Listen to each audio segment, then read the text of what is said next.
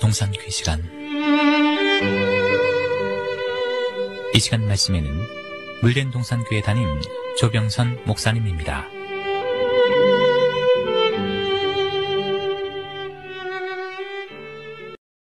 할렐루야. 한 주간도 평안하셨는지요? 주님을 찬양합니다. 오늘은 계시록에 감추어진 7가지 축복, 어린 양의 혼인잔치에 청함을 입은 자의 축복 두 번째 시간입니다.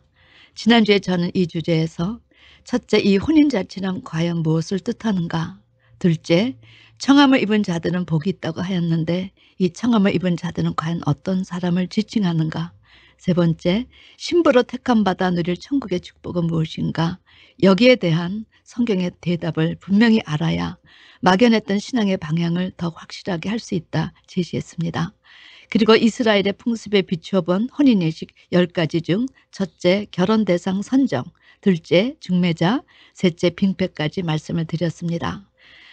네 번째는 예비신랑은 정혼식을 끝마치고 자신의 집으로 돌아가 부친의 집에서 구체적으로 신부를 맞을 집을 짓고 준비합니다. 이것이 정혼한 신랑이 해야 할 사명이지요. 우리의 신랑 되신 예수님도 요한복음 14장 2절 3절에서 내 아버지 집에 거할 것이 많도다. 그렇지 않으면 너에게 일렀으리라. 내가 너희를 위하여 처소를 예비하러 가노니 가서 너희를 위하여 처소를 예비하면 내가 다시 와서 너희를 내게로 영접하여 나 있는 곳에 너희도 있게 하리라 말씀하셨습니다. 이는 신랑으로서 이 일을 하실 것을 제시하신 것이지요. 이 말씀을 통해서 신랑 예수님이 정혼한 신부를 위해서 열심히 집을 짓듯 정혼한 예비 신부 역시 인격적으로나 품격으로나 예수가의 한 사람으로서 부족함이 없도록 이 기간 동안 자신을 정결하게 단장하고 준비해야 되는 것입니다.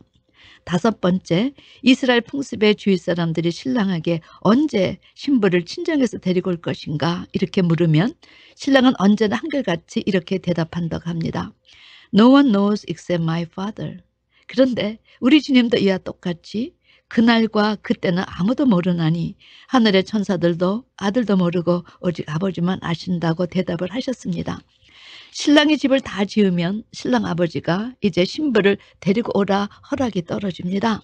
그때 신랑은 2명의 친구를 증인으로 대동하고 손 반망이 횃불을 들고 신부를 데리러 떠납니다. 그런데 여섯 번째, 이 신랑이 신부를 데리러 가는 행차가 지나가면 유대 사람들은 누구를 막론하고 이렇게 큰 소리를 외치는 풍습이 있다 합니다. 신부는 지금 신랑이 가는 것을 아는가? 여러분, 이 외침은 다시 오실 재림 예수님을 맞이하기 위해서 모두 신앙의 대각성을 해서 신랑을 맞이할 준비가 되어 있는가 외쳐야 할 성도들의 외침을 예표한 것이지요. 그러므로 누구든지 이 신랑의 행차를 보는 즉시 외치는 이 소리가 신부의 귀에까지 들리게, 그래서 신부는 이 소리를 듣고 즉각 단장을 하고 신랑을 맞으러 나가야 했습니다. 이런 사실을 우리 주님은 마태복음 25장에서 다시 이렇게 표현하셨습니다. 밤중에 소리가 나되 보라 신랑이로다 맞으러 나오라 하매 이에 그 처녀들이 다 일어나 등을 준비할세. 이런 내용을 미리 알고 주님께서 하시는 말씀을 보면 참 성경은 오묘하다는 생각을 하게 되고 더 깊이 이해가 됩니다. 사도 바울 역시 이 사실을 이렇게 선포했습니다. 데살로니가 전서 5장 4절에서 5절 말씀. 형제들아, 너희는 어둠이 있지 아니하매 그날이 도적같이 너에게 임하지 못하리니 너희는 다 빛의 아들이요 낮의 아들이라. 우리가 밤이나 어둠에 속하지 아니하나니. 자, 7번째는 예비 신랑은 신부의 집으로 바로 가지 않고 마을 어귀까지 가서 예비 신부를 기다렸습니다. 그래서 신부가 마중을 나가는 것입니다. 이것은 무엇을 예표한 것인가 하면 성도가 재림의 주를 공중에서 맞이할 것의 예표입니다. 예수님이 재림하신다는 것은 집을 다 지으셨기 때문에 신부를 데리러 오시는 것입니다. 사도 바울이 이런 사실을 깨닫고 신랑이 오시는 날을 다음과 같이 제시했습니다. 데살로니가 전서 4장 16절 17절 말씀. 주께서 호령과 천사장의 소리와 하나님의 나팔로 친히 하늘로 쫓아 강림하시리니 그러면 그리스도 안에서 죽은 자들이 먼저 일어나고 그 후에 우리 살아남은 자도 저희와 함께 구름 속으로 끌어올려 공중에서 주를 영접하게 하시리니 그리하여 우리가 항상 주와 함께 있으리라. 여기에서 공중에서 주를 영접하게 하시리니 이 구절이 바로 이스라엘의 결혼 풍습에서 신랑이 신부집으로 찾아가지 아니하고 말 어귀에서 신부를 기다린 것의 성취였습니다.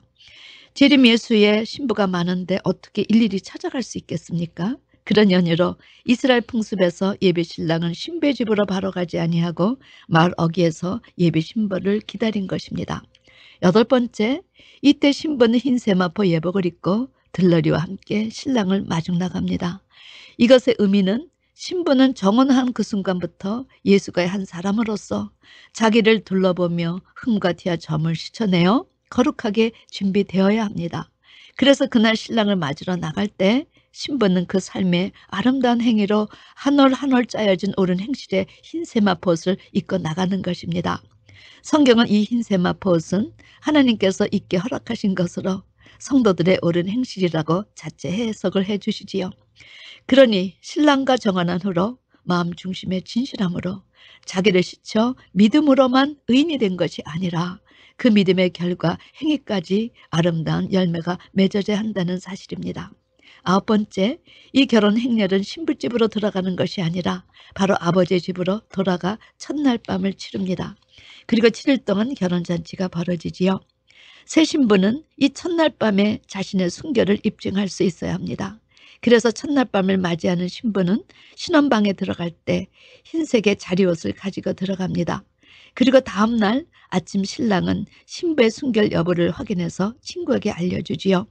만약 그 흰색의 이부자리에서 천혜임을 확인하는 흔적이 나타나면 아내가 예비하였으니 우리가 즐거워하고 크게 기뻐하여 그에게 영광을 돌리세 혼인잔치가 벌어지는 것입니다. 그런데 만약 순결의 흔적이 나타나지 아니하면 어떻게 되는가? 이런 내용에 대해 이미 구약의 신명기 22장에서 제시되었지요. 20절 21절 말씀. 그 일이 참되어 그 처녀에게 천혜인 표적이 없거든 처녀를 그 아비 집 문에서 끌어내고 그 성읍 사람들이 그를 돌로 쳐 죽일지니 이는 그가 그 아비 집에서 창기의 행동을 하여 이스라엘 중에서 악을 행하였음이라. 너는 이와 같이 하여 너희 중에 악을 제할지니라. 신부가 불결할 때나 간음했을 때 여러분 이런 두려운 심판을 받게 되는 것입니다. 사랑하는 성도 여러분, 요새 우리 현대 크리스찬들은 어떻습니까? 얼마큼 주님과의 정혼식을 통해서 자기의 품격, 자기 인격 관리를 하고 있는지요? 우리의 신랑은 예수이십니다.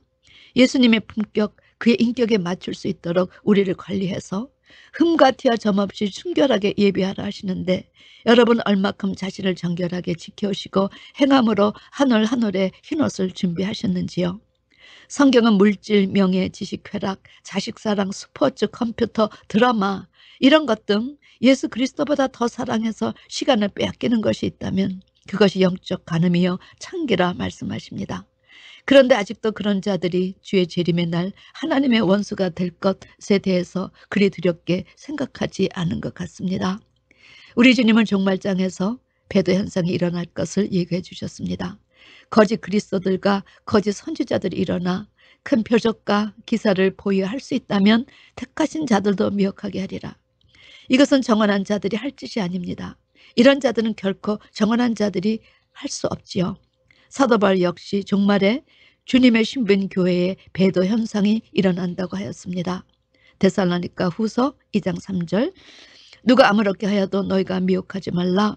먼저 배도하는 일이 있고 저 불법의 사람 그 멸망의 아들이 나타나기 전에는 이르지 아니하느니. 여러분 한 개인도 세상과 벗대면 큰 벌인데 하나님의 교회에 이런 배도의 현상이 일어나면 어찌 되겠습니까? 우리 주님 재림하시면 먼저 이런 자들에게 대접재앙을 내리실 것입니다.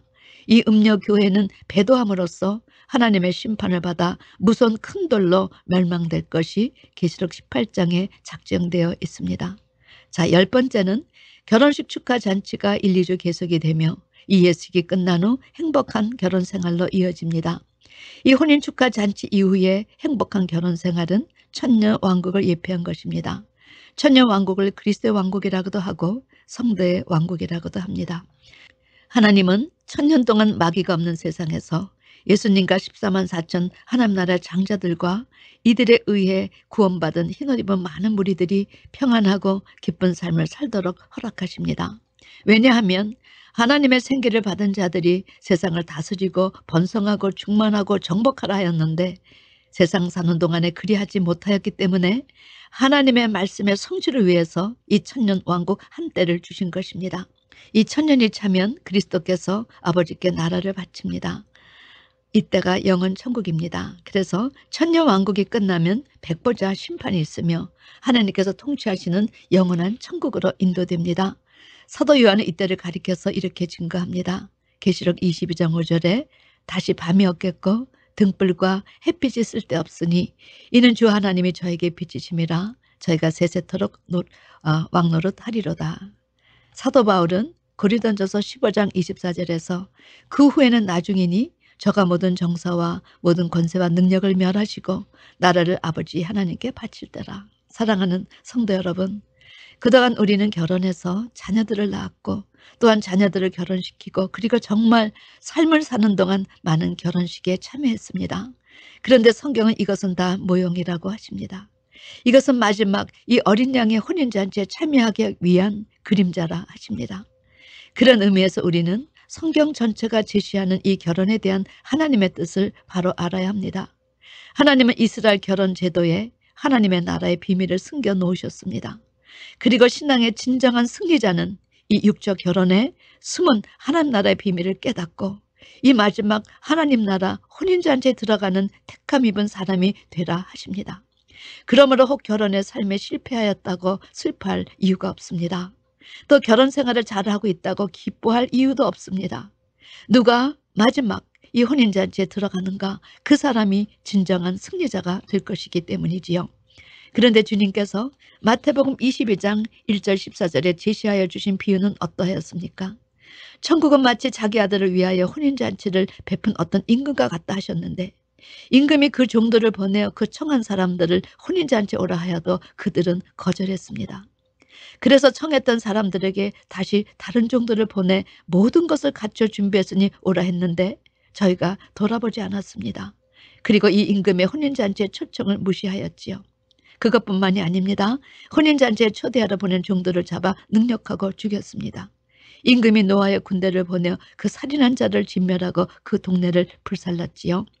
여기까지의 비유가 이미 육적 이스라엘에게 성취되었습니다. 그 다음 구절은 임금이 종들에게 이르되 혼인잔치는 예비되었으나 청한 사람들은 합당치 아니하니 사거리 길에 가서 사람을 만나는 대로 혼인잔치에 청하여 오너라 한데 종들이 길에 나가 악한 자 선한 자나 만나는 대로 모두 데려오니 혼인잔치에 손이 가득한지라. 여기까지 비유는 우리가 사는 이 시대 성취가 되어서 대형 교회도 많아지고 거리마다 한 집 건너 교회가 세워졌습니다. 이제 여러분 무엇이 남았습니까? 11절에서 13절 9절이 남았습니다. 임금이 손을 벌어 들여올세 거기서 예복을 입지 않은 한 사람을 보고 가로되 친구여 어찌하여 예복을 입지 않고 여기 들어왔느냐 하니 저가 유구무원이거늘 임금의 사환들에게 말하되 그 수족을 결박하여 바깥 어둠에 내어 던지라 거기서 슬피 울며 이를 감이 있으리라 하니라. 여러분 이제 예복을 준비하는 자와 준비하지 않은 자가 갈릴 날만 남았습니다. 그런데 주님께서 분명하게 제시하여 주셨지요. 청함을 받은 자는 많되 택함을 입은 자는 적으니라. 사랑하는 성도 여러분, 부디 이런 택함을 입은 자가 적은 데서 택함을 입는 축복의 성도가 되시기를 주님의 이름으로 축원합니다. 아멘.